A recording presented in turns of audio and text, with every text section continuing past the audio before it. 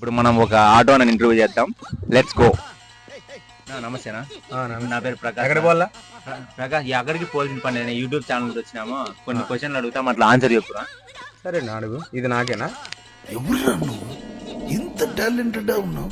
నా ఇట్లా ఎండకి తలకైనా వస్తుంది, రోజు లోపల కూర్చొని మాట్లాడదామనా?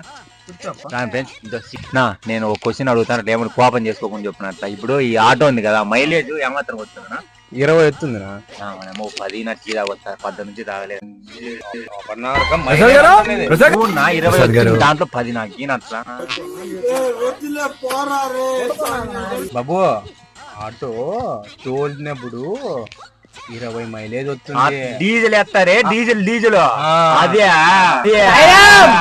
20 వచ్చింది లెక్క అనుకుంటాను. నాకు కోపం చేసుకోవద్దు, లెక్క అనుకుంటా. అదేం కాలేదు తమ్ముడు, అడుగు అడుగు. నా ఇంకో క్వశ్చన్ అడుగు. ఇప్పుడు బస్సులో పోతాం కదా మనం, ఆడోళ్ళకి ఈ పక్క మొగోళ్ళకి ఈ పక్క అంట. అట్లా దీంట్లో ఏమన్నా మొగోళ్ళకి ఆ పక్క ఆడోళ్ళకి ఈ పక్క ఏం లేదు తమ్ముడు, అందరూ కూర్చోచ్చు.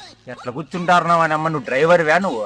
బస్ ఎంత పెద్ద 4 గంటల బస్సులోనే మగోళ్ళకి ఆ పక్క ఆడోళ్ళకి ఈ పక్క అంటారు. నీకు తెలుదులేనా? నువ్వు నడిపేవని కాదు. ఆటో తమ్ముడు ఎవరైనా ఎక్కచ్చు, ఏదో మా కడపాత్ర కాదునా, ఏంటికి ఎక్కుతారు? లోపల సీట్లు ఉన్నాయి కదా, ఏం మెటికలు ఉన్నాయి, ఇట్లా ఎక్కిపోయి పైకి. నాకు విమానం ఉంది ఒకటి, అది నాకు నడిపేకొచ్చు, కానీ ఆటో రాదు. ఆటో నడిపేది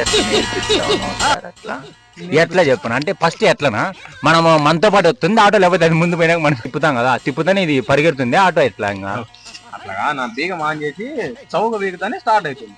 ఏంటి వీకల్లా? చౌక్ వీకల్లా? నా చూక్ కాదు నా చౌక. చౌక్ అంటే తక్కువ తక్కువగా చౌ